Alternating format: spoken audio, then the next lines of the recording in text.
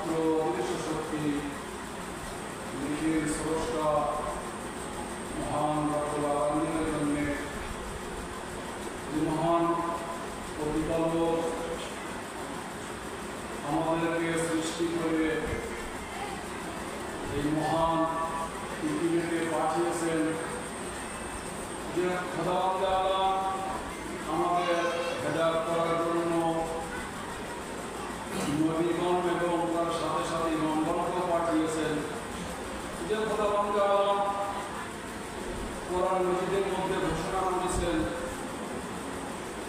যে আমি ওমা খালাকতুল জিন্না ওয়াল ইনসা ইল্লা লিয়াবুদুন, আমি মানুষ এবং জিনদেরকে কেবলমাত্র আমার ইবাদত করার জন্য সৃষ্টি করেছি।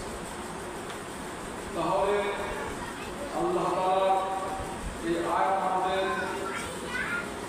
স্পষ্টভাবে আমাদের বলে দিচ্ছে যে দেখো হে মানবজাত, আল্লাহ তাআলা তোমাদেরকে কেবলমাত্র শুধুমাত্র ইবাদত করার জন্য সৃষ্টি করেছে। এবং আমি যে হাদিসটা আমি আপনাদের সামনে পাঠ করলাম সেখানেও ইবাদতের কথা বলা হয়েছে। অর্থাৎ আল্লাহ তাআলা সমস্ত আহকামের উপরে আমল করার নাম হলো ইবাদত। অর্থাৎ আপনি নামাজ পড়েন এটাও ইবাদত, আপনি রোজা রাখেন এটাও ইবাদত, আপনি হজ করেন এটাও ইবাদত, আপনি মানুষকে সাহায্য করেন এটাও ইবাদত। অর্থাৎ আল্লাহ তাআলা সমস্ত কিছুর মধ্যে, সমস্ত জিনিসের মধ্যে এমন একটা ধারণা সৃষ্টি করে দিয়েছেন আমাদের জন্য, যদি আমরা সঠিকভাবে, যদি আমরা মন প্রাণ দিয়ে সেই কাজগুলো আমরা করি তাহলে আমাদের ইবাদত গণ্য করা হবে না।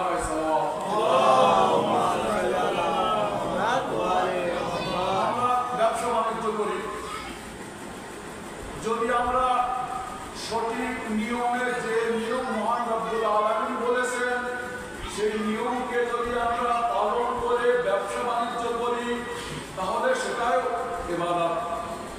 আমরা কৃষিকর্ম করি, মাঠে কাজ করি, যদি আমরা যেমন ভাবে আল্লাহ আমাদেরকে আদেশ দিয়েছেন তেমন ভাবে ইবাদত করি, তেমন ভাবে কাজ করি, তাহলে সে কাজও কিন্তু ইবাদতে গণ্য করা হবে। আল্লাহ তাআলা এমন একটি সিস্টেম করে দিয়েছেন, যদি আপনি শরীয়তের আহকাম অনুযায়ী, শরীয়তের বিধান মেনে সেই জিনিসকে করেন তাহলে তাকে ইবাদত বলে গণ্য করা হবে। কিন্তু তার সাথে সাথে মহান নবী ও কারীম এমন একটা জিনিস বলেছেন, যত সময় পর্যন্ত ওই বিধানের মধ্যে এই জিনিসটি না থাকবে আপনার ইবাদত কবুল হবে না। ওই বিধানটি কি, ওই জিনিসটি কি? রাসূলুল্লাহ বলেছেন আল্লাহর মহব্বত হলো ইবাদত। অর্থাৎ যদি আপনি নামাজ পড়েন, আল্লাহর মহব্বত যদি আপনার অন্তরে থাকে তাহলে ইবাদত কাবিলে কবুল হবে। আপনি এক মাস রোজা রাখছেন, কিন্তু যদি আল্লাহর মহব্বত আপনার হৃদয়ে না থাকে আপনার রোজা কবুল হবে না। আপনি হজ করতে যাচ্ছেন, এত পয়সা খরচ করে মক্কায় গেলেন, মক্কা থেকে মদিনায় গেলেন, খানায় কাবার তাওয়াফ করলেন, ওখানে কুরবানি দিলেন, আল্লাহর সমস্ত বিধানের উপরে আপনি আমল করলেন, কিন্তু যদি আপনার হৃদয়ে আল্লাহর মহব্বত না থাকে তাহলে আপনার হজও কবুল করা হবে না। অর্থাৎ সমস্ত কিছু কবুল হওয়ার মানদণ্ড হলো আল্লাহর মহব্বত। যদি আল্লাহর মহব্বত আপনার হৃদয়ের মধ্যে থাকে আপনার সমস্ত আমল কবুল হবে। যদি আল্লাহর মহব্বত আপনার হৃদয়ের মধ্যে না থাকে কোনো আমল কবুল করা হবে না। নারায়ে এই জন্য হাদিসে এসেছে যে কত লাখ লাখ হাজার হাজার কোটি কোটি মানুষ আল্লাহর তাআলার ইবাদত সবাই নামাজ পড়ছে, সবাই রোজা রাখছে, সবাই সমস্ত কাজ করছে, কিন্তু অনেকের ইবাদত কবুল হয় না।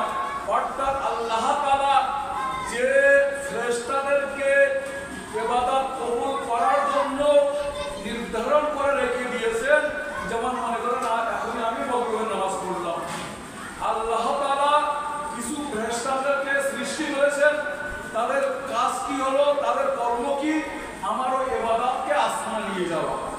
আমি যে মাগরিবের নামাজ পড়বো, আল্লাহ তাআলা সেই কাজ ফেরেশতারা আমার ইবাদতকে আসমানে নিয়ে যাবে। কিন্তু আল্লাহ তাআলা যে ফেরেশতাদেরকে সৃষ্টি করেছেন আমাদের ইবাদতকে আসমানে নিয়ে যাওয়ার জন্য, যদি ওই ইবাদতের মধ্যে আলীর মহব্বত না থাকে, অর্থাৎ আলীর মহব্বত বিনা যদি ওই আমলগুলো আমি করি, আল্লাহ তাআলা আল্লাহর ফেরেশতারা ওই আমল কিন্তু আসমানে নিয়ে যান না, বরং আসমানে নিয়ে যাওয়ার আগে যে ইবাদত, ওই ইবাদতকে ওখানে রেখে দিয়ে আল্লাহ তাআলার ফেরেশতারা আসমানে চলে যান। অর্থাৎ আলীর মহব্বত এমন একটা মূল্যবান জিনিস, যদি যে জিনিসের মধ্যে ওই জিনিস না থাকবে তাহলে তার কোনো আমল কবুল হবে না। আর যদি আলীর মহব্বত সমস্ত জিনিসের উপরে থাকে, তাহলে আল্লাহ তাআলা সেই জিনিসকে কবুল করে নেবেন।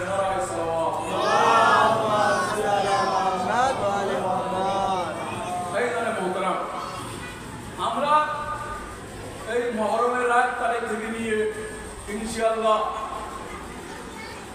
8 রবিউল আউয়াল পর্যন্ত কোনো না কোনো জায়গায় আমরা মজলিসের, আমাদের এলাকার মজলিসের আয়োজন করা হয়।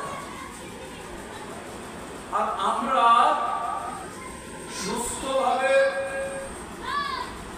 মজলিসের আয়োজন করি, আমাদের কেউ বাধা দেন না, আমাদের কেউ নিষেধ করেন না, কিন্তু এমন এমন জায়গাও আছে সেখানে মজলিস করা নিষেধ। যেমন এই বছর বাহরাইন একটা দেশের নাম আপনারা শুনেছেন, বাহরাইনের যারা হুকুমত করে,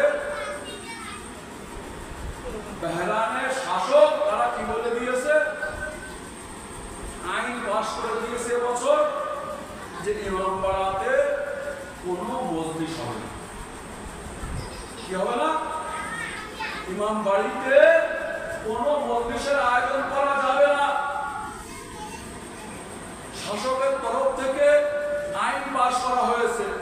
কিন্তু দেখেন আলীর চাহনেওয়ালারা, যাদের হৃদয়ের মধ্যে আলী আলাইহিস সালামের মহব্বত থাকে, তারা কোনোদিন কোনো জিনিস করতে পিছপা হয় না।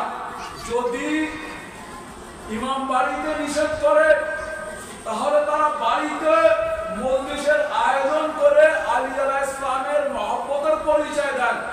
যখন হুকুমতের তরফ থেকে এই নিয়ম পাশ করা হলো, এবার কোনো ইমাম বাড়িতে মজলিসের আয়োজন করা হবে না, আলীজানে মুহতারাম, আলীর চাহনেওয়ালারা, যাদের হৃদয়ের মধ্যে আলীর মহব্বত আছে, তারা কিন্তু কারোর ভয় করে না, তারাই কেবলমাত্র আল্লাহ তাআলার ভয় করে।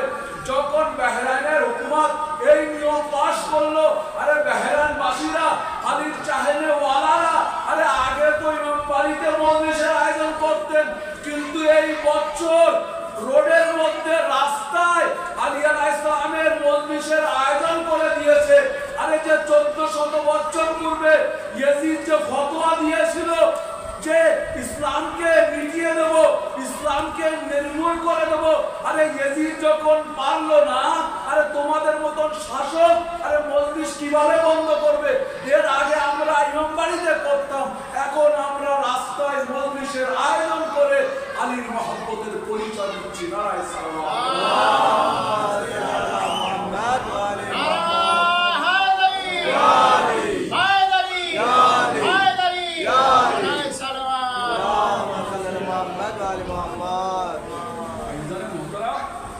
আলীর মহব্বত এমন একটি মূল্যবান জিনিস যে আমাদের মায়েদের সর্বসময় দোয়া করা উচিত। উচিত, তাদের দোয়া দেওয়া উচিত। যদি আমাদের মায়েরা আমাদের শিয়ার ধর্মের জন্ম না দিয়ে অন্য কোনো ঘরে জন্ম দিতেন, তাহলে আলীর এই মহব্বত মতো একটা জিনিস যাকে কোটি কোটি টাকা দেওয়ার পরও কেউ বিক্রি করে না, কোটি কোটি টাকা খরচ করার পরে সেই জিনিসকে পাওয়া যায় না, আমাদের এমন ঘরে জন্ম দিয়েছেন যে আমরা বাল্যকাল থেকে নিয়ে মরার আগ পর্যন্ত আলীর মহব্বতের পরিচয় দিয়ে মৃত্যুবরণ করি। আর যখন আলীর মহব্বত করার ফলে এত কষ্ট আমাদের সহ্য করতে হচ্ছে, এত অত্যাচার সহ্য করতে হচ্ছে, কিন্তু আহলে বায়তকে আমাদের বলবেন, আরে আমরা দুনিয়ায় হযরত আলী আলাইহিস সালামের মহব্বতের পরিচয় দিয়ে সমস্ত কিছু করছি, কিন্তু সেই আলী আলাইহিস সালাম বলছেন, আরে দুনিয়ায় যখন তোমরা আমাকে বলনি, যখন তোমরা কবরে যাবে তখন তোমাদেরকে আমিও বলবো না। আলাইহিস সালাম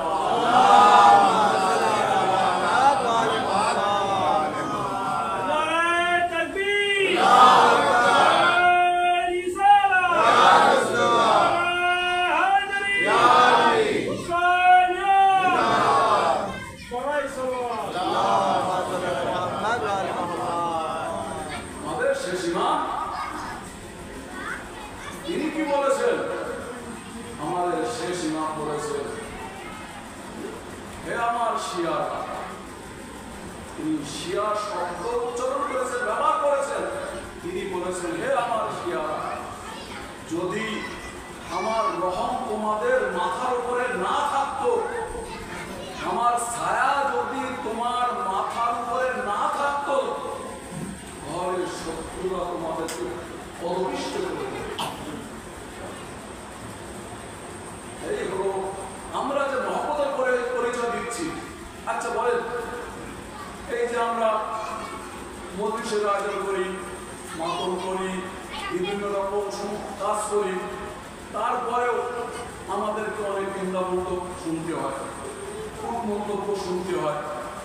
অনেক মানুষ আছেন তারা আমাদেরকে দোষারোপ করে।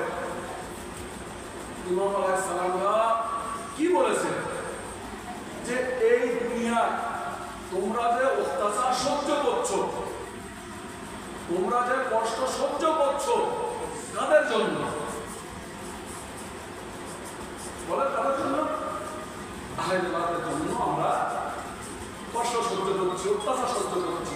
যদি আমরা আহলে বায়তকে না মানি, যদি আমরা ইমাম আলীকে না মানি, ইমাম হাসানকে না মানি, ইমাম হুসাইন আলাইহিস সালামকে না মানি, অর্থাৎ প্রথম ইমাম থেকে নিয়ে 12 ইমাম পর্যন্ত যদি আমরা না মানি, আমরা মজলিসের আয়োজন না করি, আমরা ইমামি খানা না করি, তাহলে দুনিয়াবাসীরা কি আমাদের খারাপ বলবে? যার কারণে আমরা, যে কারণে আমাদেরকে খারাপ বলা হয়, ওই জিনিসগুলো যদি আমরা না করি, তাহলে কেউ এই দুনিয়াবাসীরা আমাদেরকে খারাপ বলবে না। আমরা বলছেন, আরে এই দুনিয়াবাসীরা তোমাদের যে খারাপ বলে, আরে আমাদের মহব্বতের কারণে খারাপ বলে। আরে যেমন ভাবে তোমরা এই দুনিয়ায় আমাদেরকে বলছো না, আমরা আহলে বায়ত হয়ে ওয়াদা করছি কাল কিয়ামতের ময়দানে তোমাদেরকে বলবো।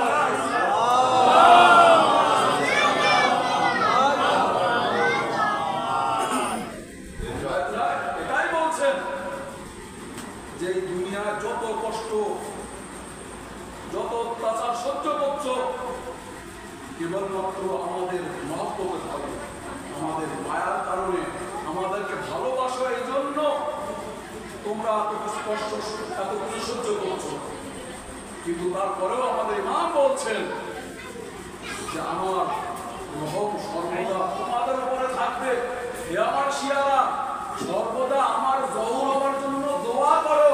আরে তোমরা আমার দাদার উপরে ক্রন্দন করো, তোমরা আমার দাদার মজলিসের আয়োজন করো, তোমরা নিজের চোখ দিয়ে অশ্রু বর্ষণ করো। আরে তোমরা কত কাঁদো। আরে আমি আমার দাদার উপরে কেঁদে কেঁদে আমার চোখের পানি শুকিয়ে গেছে। আমি এখন যে আমার দাদার উপরে ক্রন্দন করি, রক্ত অশ্রু বর্ষণ করি। চিন্তা করে দেখেন, আমাদের শেষ ইমাম বলছে যে আমার চোখের পানি শুকিয়ে গেছে, আমার তার উপরে করতে করতে। আমাদের শেষ ইমাম তিনি সর্বদা মুসাল্লা বিছিয়ে এটাই আল্লাহর কাছে দোয়া করেন যে পরওয়ারদিগার, আমি ওদের অপেক্ষায় আছি আমার দাদার কাতিলের বদলা নেওয়ার জন্য, আমার দাদার কতলের বদলা নেওয়ার জন্য। ইমামে হুসাইন আলাইহিস সালামের কি দোষ ছিল, ইমামে হুসাইন আলাইহিস সালামের কি অন্যায় ছিল, আপনারা সবাই সবই শুনেছেন, সবই জানেন। এটা কারবালার ঘটনা যে ঘটেছে, রাসূলুল্লাহ নওয়াসাকে কারবালার ময়দানে 3 দিন ভুকো পিপাসায় শহীদ করা হয়েছে। আচ্ছা বলেন, ইমামে হুসাইন আলাইহিস সালাম এমন কি অন্যায় কাজ করেছিলেন যে ইমাম হুসাইন আলাইহিস সালামকে হত্যা করা হলো? দুই পক্ষে, ইমামে হুসাইন আলাইহিস সালামের পক্ষে যারা ছিল বা যারা ইয়েজিদের পক্ষে ছিল, সবাই কিন্তু কলমা পড়তো, সবাই লা ইলাহা ইল্লাল্লাহ মুহাম্মাদুর রাসূলুল্লাহ সবাই পড়তো, সবাই কোরআন মাজিদ পড়তো। এদিকেও মুসলমান ছিল, ওদিকেও মুসলমান ছিল, এদিকেও কোরআন মাজিদের তেলাওয়াত করতো, ওদিকেও কোরআন মাজিদের তেলাওয়াত করতো, এদিকেও নামাজ পড়তো, ওদিকে যারা ছিল তারাও নামাজ পড়তো, এদিকে যারা ছিল রাসূলুল্লাহকে স্বীকার করতো, ওদিকে যারা ছিল তারা রাসূলুল্লাহকে স্বীকার করতো। কিন্তু তারপরও কেন ইমামে হুসাইন আলাইহিস সালামকে হত্যা করা হলো? কেন ইমাম আলাইহিস সালামকে নির্মমভাবে হত্যা করা হলো? কেন তাকে এই দুনিয়াকে বিদায় জানাতে হলো? তিনি এমন কি অন্যায় কাজ করেছিলেন? আইজানে মোহতারাম, তানার অন্যায়, নাউযুবিল্লাহ, তানার অন্যায় এটাই ছিল যে তিনি ইসলামকে রক্ষা করেছেন। এক পক্ষ বলতো মদ পান করা জায়েজ, ইমাম হুসাইন আলাইহিস সালাম বলতেন না, মদ্যপান হারাম। একদিকে বলতো যে আল্লাহর তরফ থেকে কোনো ওহী নাযিল হয়নি, ইমাম হুসাইন আলাইহিস সালাম বলতেন না, আল্লাহ তাআলার তরফ থেকে ওহী নাযিল হয়েছে। একদিকে এটা চেষ্টা করতো যে ইসলামকে এই দুনিয়া থেকে নির্মূল করে দিতে, কিন্তু ইমাম হুসাইন আলাইহিস সালাম বলতেন যে যতদিন আলীর রক্ত আমার হৃদয়ের মধ্যে আছে, আমার শরীরে যতদিন আলীর রক্ত আছে, ততদিন পর্যন্ত তোমরা ইসলামকে নির্মূল করতে পারবে না। কিন্তু তারপরও আজ পর্যন্ত আমরা এটা ঠিক করতে পারলাম না। দুই দিকে কলমা পড়নেওয়ালা ছিল, দুই দিকে হাফিজে কোরআন ছিল, দুই দিকে রাসূলুল্লাহর সাহাবীরা ছিল, কিন্তু তারপরেও এখনো পর্যন্ত আমরা ঠিক করতে পারলাম না যে ইমামে হুসাইন আলাইহিস সালাম সঠিক রাস্তার উপরে ছিলেন না নাউযুবিল্লাহ ইয়াজিদ সঠিক রাস্তার উপরে ছিলেন। কিন্তু আল্লাহ তাআলা বলেছেন, এ হোসেন, যেমন ভাবে কারবালার ময়দানে শহীদ হয়ে আমার নামকে কিয়ামত পর্যন্ত তুমি বাঁচিয়েছো, আমি খোদা হয়ে ওয়াদা করছি যে কিয়ামত পর্যন্ত তোমার নামকে দুনিয়ায় বাঁচিয়ে রাখবো।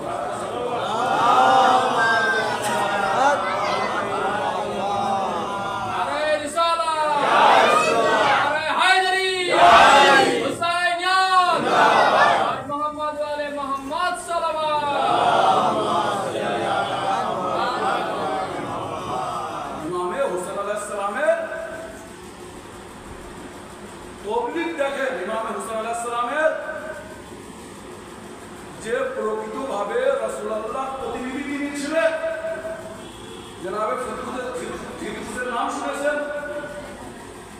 যাকে কোনো একটা কারণে আল্লাহ তাআলার আযাবের সম্মুখীন হতে হলো এবং আল্লাহ তাআলা তার পালককে কেড়ে নিল, তার মাথাকে কেড়ে নিল, সে আযাবের মধ্যে ছিল। ইমাম হুসাইন আলাইহিস সালাম যখন জন্মগ্রহণ করলেন, কি হলো? যখন সমস্ত ফেরেশতারা মোবারকবাদ দিতে আসছেন রাসূলুল্লাহকে, তখন ফিরদৌস পর্যন্ত আসলো। ফিরদৌস এসে, আমি সংক্ষেপে বলছি, ফিরদৌস এসে নিজের ডানাকে ইমাম হুসাইন আলাইহিস সালামের গোলনা থেকে মাস করে, যার ফলে ডানার পূর্বের রূপ আবার ফিরিয়ে দেওয়া হলো। তাহলে চিন্তা করে দেখেন, ইমাম হুসাইন আলাইহিস সালাম পরিকল্পিতভাবে আল্লাহ তাআলার প্রতিনিধি ছিলেন বলে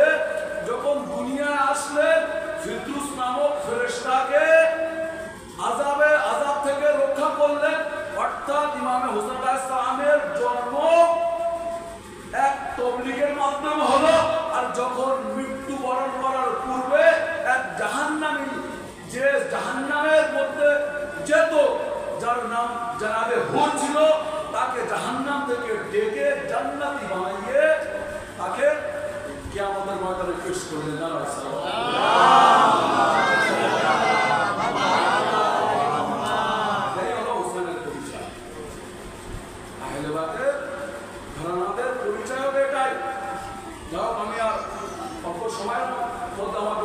শেষ করবো। আমার পরে আছেন খুবই সুন্দরভাবে বক্তব্য রাখবেন। ঘটনা করে আমি ইনশাআল্লাহ আমার বক্তব্য শেষ করবো। দ্বিতীয়জনার যুগে এক ব্যক্তির দরবার থেকে এটা ফতোয়া দেওয়া হলো যে একে কবল করা হবে, একে হত্যা করা হবে। এবার দরবারের লোক তাকে নিয়ে আসছে, কারণ কি এ মুসলমান ছিল, এ কাফির হয়ে গেছে, একে হত্যা করে দেওয়া হবে।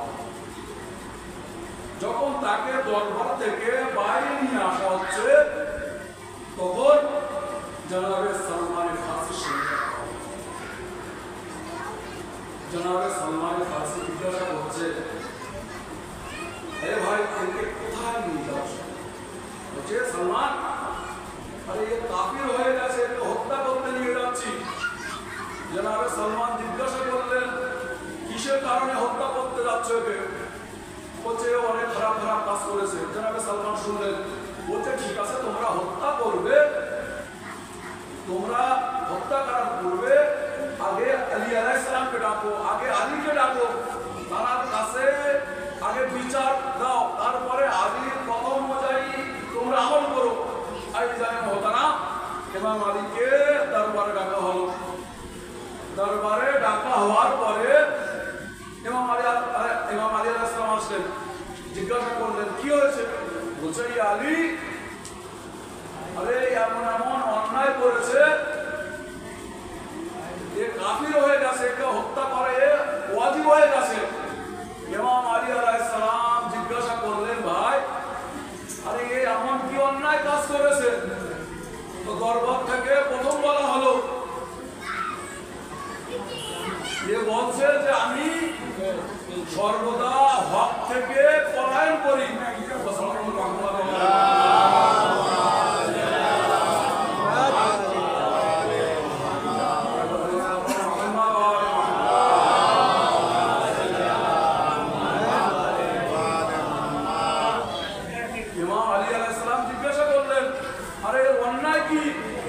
দরবার থেকে বলা হচ্ছে আলী এ কাফির হয়ে গেছে। ইমাম আলী জিজ্ঞাসা করলেন, কিসের কারণে কাফির হয়ে গেছে? কিসের জন্য একে কতল করা, হত্যা করা ওয়াজিব? দরবার থেকে বলা হচ্ছে যে এ বলছে আমি সর্বদা হক থেকে পলায়ন করি, হক থেকে পালিয়ে যাই।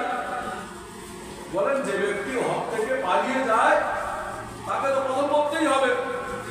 ইমাম আলী আলাইহিস সালাম বললেন, শোনো আমার কথা একটু শোনো। ইমাম আলী আলাইহিস সালাম কি বললেন? আল মাউতু হক, যে মৃত্যু হলো একটি হক, একটি সত্য জিনিস। তোমরা কি মৃত্যু থেকে পলায়ন করো না? যখন কোনো মানুষের যদি বলা হয়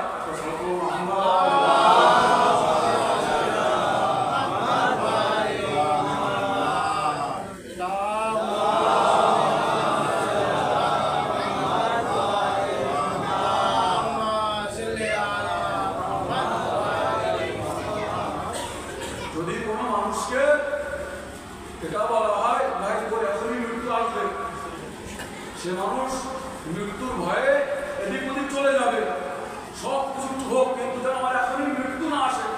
ইমাম আলাইহিস সালাম বললেন যে কোরআন বলছে আল মাউতু হক, যে মৃত্যু হলো সত্য, মৃত্যু হলো হক। আরে তোমরা কি মৃত্যু থেকে পলায়ন করো না, পালিয়ে যাও না? আরে এই ব্যক্তি এটাই বলতে চেয়েছে যে আমি সর্বদা মৃত্যু থেকে পালিয়ে যাই, মৃত্যু থেকে দূরে থাকি, এই জন্য এই ব্যক্তি এই কথা বলেছে। তারপর দরবার থেকে আবার বলা হলো, আলী আবার কে কি বলছে? এই ব্যক্তি বলছে যে আমি ফিতনা ও ফাসাদকে বন্ধুত্ব রাখি, ভালোবাসি। ইমাম আলী আলাইহিস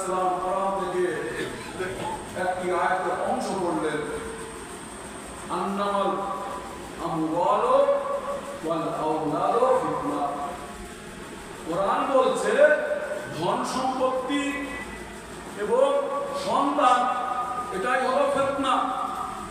কেননা যার যত মাল থাকবে, মাল থাকা মানে আমরা দুনিয়া এটাই দেখি, যার যত অর্থ থাকবে মানুষ কোনো না কোনো জিনিসের মধ্যে জড়িয়ে যাবে, কোনো ফিতনা ফাসাদের মধ্যে জড়িয়ে যাবে।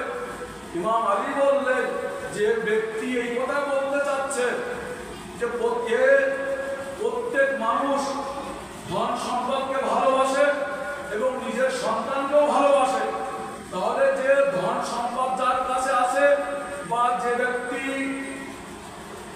নিজের সন্তানকে ভালোবাসে এটাই হলো ফিতনা। এই ব্যক্তি এটাই বলতে চাচ্ছে যে আমি ধন সম্পদকেও ভালোবাসি আর নিজের সন্তানকেও ভালোবাসি। নারায়ে সালাওয়াত।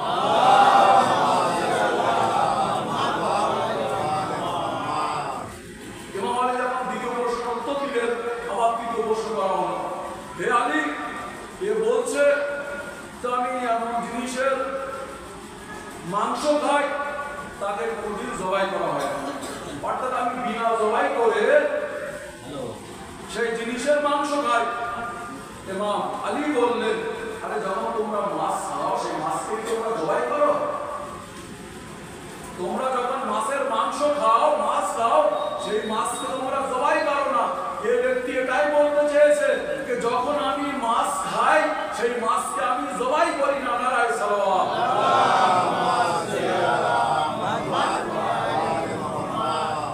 তারপরে চতুর্থ প্রশ্ন করা হলো, হে আলী, এ ব্যক্তি বলছে যে আমি এমন জিনিসের উপরে বিশ্বাস রাখি, আমি এমন জিনিসের সাক্ষী দিই সেই জিনিসকে আমি কখনো নিজ চোখে দেখিনি।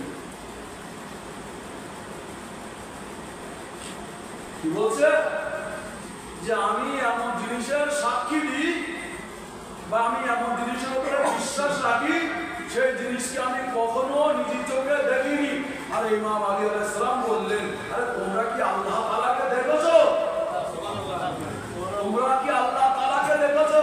আরে তোমরা আল্লাহ তাআলাকে দেখে বিনা তোমরা কিভাবে বলো যে আল্লাহ তাআলা এক এবং অদ্বিতীয়? আরে এই ব্যক্তি এটাই বলেছে যে আমি আল্লাহ তাআলাকে দেখিনি, তারপরেও আমি আল্লাহ তাআলার উপরে ঈমান রাখি। নারায়ে সালাওয়াত। এইবার পরবর্তী থেকে বলা হচ্ছে, লাউলা আলিউন লা হালাকা ফুলান, আরে যদি আলী না থাকতো আমি হালাক হয়ে যেতাম। নারায়ে সালাওয়াত।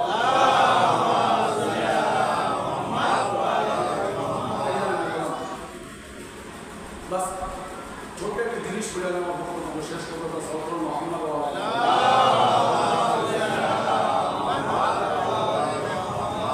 যখন আল্লাহ তাআলার রাসূল মিরাজে গেলেন, মিরাজে যাওয়ার পরে যখন চতুর্থ আসমানে পৌঁছলেন তখন কি দেখলেন?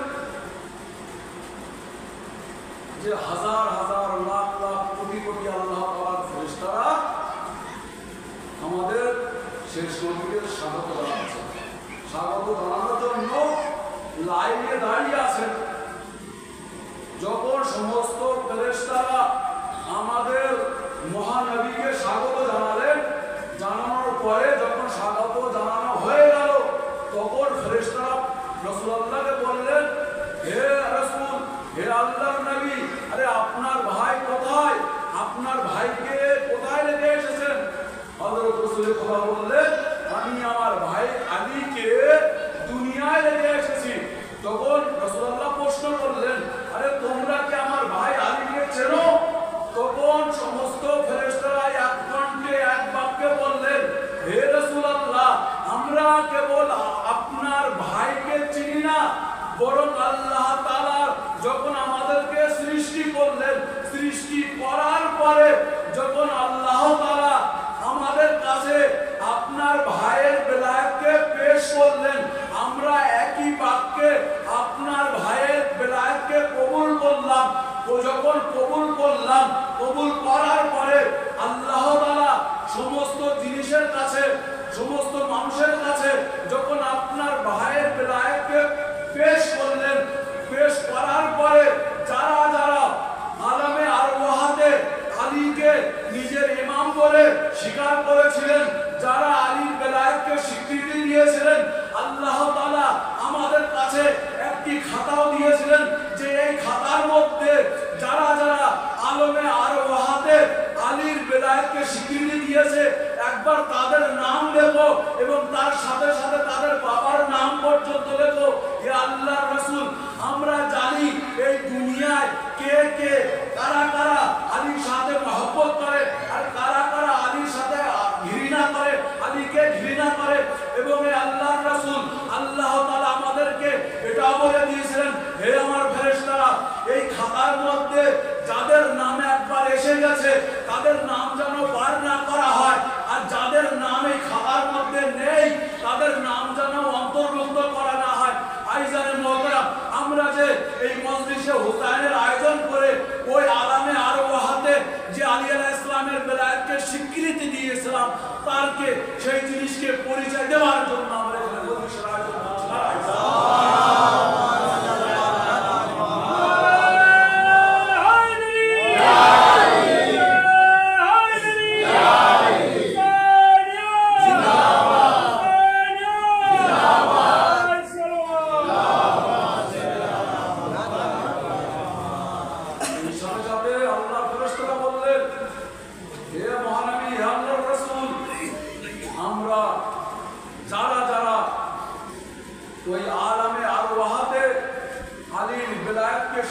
স্বীকার করেছিলেন।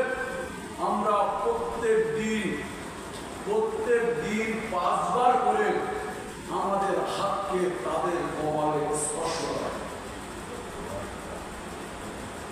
তারা বলছেন, আল্লাহ তাআলার ফেরেশতারা বলছেন, ওই সমস্ত ব্যক্তিরা যারা আলীর বেলায়েতকে স্বীকার করেছিলেন আমরা প্রত্যেক দিন 5 বার করে নিজের হাতকে তাদের কপালে স্পর্শ করি। চিন্তা করে দেখেন যে আলীর বেলায়েতকে স্বীকার করলে, আলীর মহব্বতের পরিচয় দিয়ে আল্লাহ তাআলা আমাদের জন্য জান্নাতে কত বড় উপহার রেখেছেন। নারায়ে সালাওয়াত।